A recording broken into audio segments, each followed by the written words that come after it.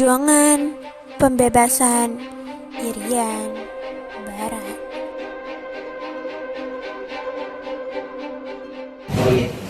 Kan hari ini kita ada mata sejarah ya. Kira-kira kita bakal materi apa ya hari ini? Berapa sih? Paling kayak demokrasi parlemen itu nggak sih? Sini. Oke deh, tunggu aja lah dulu. Tolong turunin kursinya.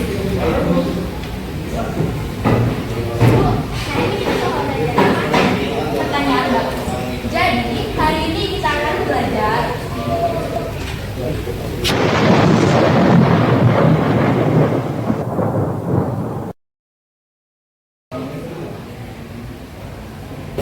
Pertanyaan Mbak. Jadi hari ini kita akan belajar perjuangan pembebasan Irian Barat. Irian Barat. Jadi, setelah kemerdekaan Indonesia tahun 1945, Belanda masih tidak mau mengakui kedaulatan Indonesia atas Irian Barat. Akhirnya, pemerintah Indonesia melakukan berbagai cara, mulai dari diplomasi seperti konferensi meja bundar, perjanjian New York, hingga konfrontasi militer dengan operasi Trikora. Kenapa sih harus sejarah? Ngapain bahas yang udah lewat? Ariel, kamu kan dari tadi diem doang. Ya minimal dan mikir lah. Ngapain sih ribet? Sejarah itu kan udah lewat. Ngapain diulang-ulang? Mending gue tidur aja. Kalau semua orang yang pemikiran kayak lu, kita nggak bakal tahu perjuangan Mal sendiri. Ya elah, tapi kan nggak ngaruh ke hidup gue sekarang. Lagian, belajar sejarah nggak bikin perut kenyang. Kamu tuh egois banget sih. Tahu nggak? Pembebasan Irian Barat itu perjuangan besar. Rakyat Papua itu berkorban dan tentara kita mati-matian. Masa kamu bilang nggak penting?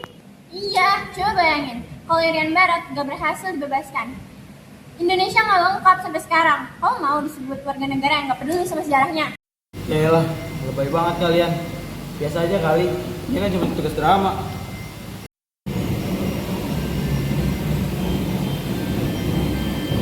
Bil, yang bener dong. Kalau gitu kita nggak ngajak kamu di teman sekelompok.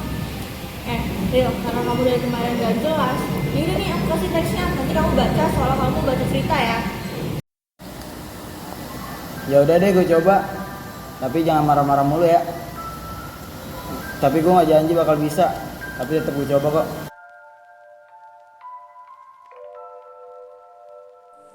Ariel pun membayangkan dirinya ikut mengibarkan bendera bersama pemuda Papua pada masa itu.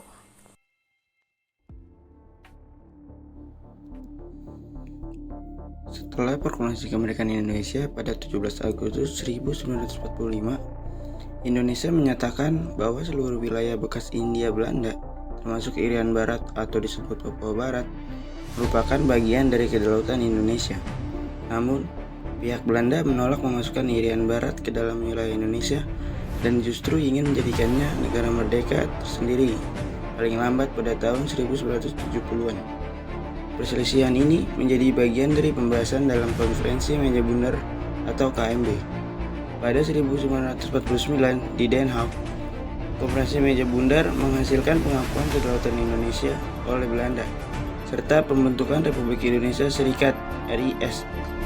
Namun, status Irian Barat masih belum terselesaikan karena Belanda bersikeras wilayah itu tidak memiliki hubungan dengan Indonesia. Sebaliknya, Indonesia menegaskan bahwa Irian Barat adalah bagian dari wilayah Indonesia Timur. Dalam hasil KMB, disepakati bahwa penyelesaian masalah Irian Barat akan ditentukan selambat-lambatnya 1 tahun. Setelah pengakuan kedaulatan, namun hingga lebih dari 1 dekade, Belanda tidak menunjukkan itikat untuk memenuhi kesepakatan tersebut, bahkan memperkuat militer di wilayah tersebut. Karena tidak tercapai kesepakatan dalam negosiasi, Indonesia mulai melakukan konfrontasi politik dan ekonomi terhadap Belanda. Akibat ketegangan yang semakin memuncak, Indonesia memutuskan hubungan diplomatik dengan Belanda. Untuk memperjuangkan hak atas Irian Barat, Indonesia juga melakukan diplomasi internasional, seperti dalam Konferensi Asia Afrika atau KAA 1955 di Bandung, yang membangun dukungan negara-negara Asia Afrika terhadap Indonesia. Selain itu, masalah Irian Barat juga dibawa ke sidang umum PBB. Ketegangan memuncak ketika pada 19 Desember 1961, Presiden Insinyur Soekarno merancang Operasi Trikora atau Trikomando Rakyat dalam pidatonya di alun-alun utara Yogyakarta. Tujuan Trikora adalah 1. Gagalkan pembentukan negara boneka Papua oleh Belanda. 2. Kibarkan Sang Merah Putih di Irian Barat. 3. Bersiap untuk mobilisasi umum mempertahankan kemerdekaan dan kesatuan bangsa. Untuk melaksanakan Trikora, dibentuk Komando Mandala dengan Mayor Jenderal Soeharto sebagai panglimanya. Tugas utamanya adalah menyusun dan melaksanakan operasi militer demi merebut Irian Barat dan menyatukan dengan Indonesia.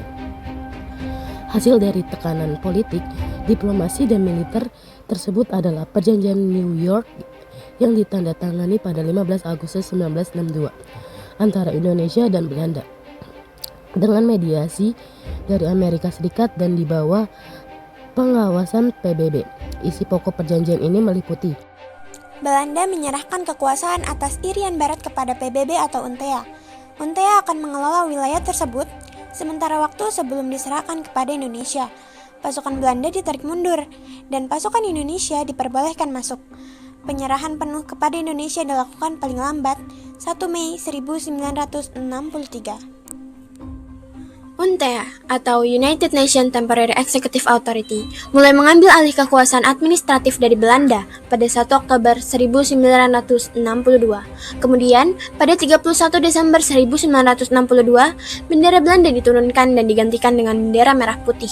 Akhirnya, pada 1 Mei 1963, wilayah Irian Barat secara resmi diserahkan kepada Indonesia melalui sebuah upacara peresmian di Jayapura. Sejak saat itu, wilayah tersebut menjadi bagian dari Indonesia dan dinamakan Provinsi Irian Jaya sebagai provinsi ke-26 pada masa itu. Untuk mengukuhkan penyatuan wilayah ini, pada tahun 1969 dilaksanakan penentuan pendapat rakyat atau PPRA. Proses ini diawasi oleh utusan PBB dan diselenggarakan oleh Indonesia di bawah pimpinan Jenderal Sarwo Edi Wibowo. Meski metode pelaksanaannya mengundang kritik karena hanya melibatkan perwakilan rakyat, bukan pemungutan suara langsung, hasil akhirnya menunjukkan bahwa mayoritas perwakilan memilih bergabung dengan Indonesia.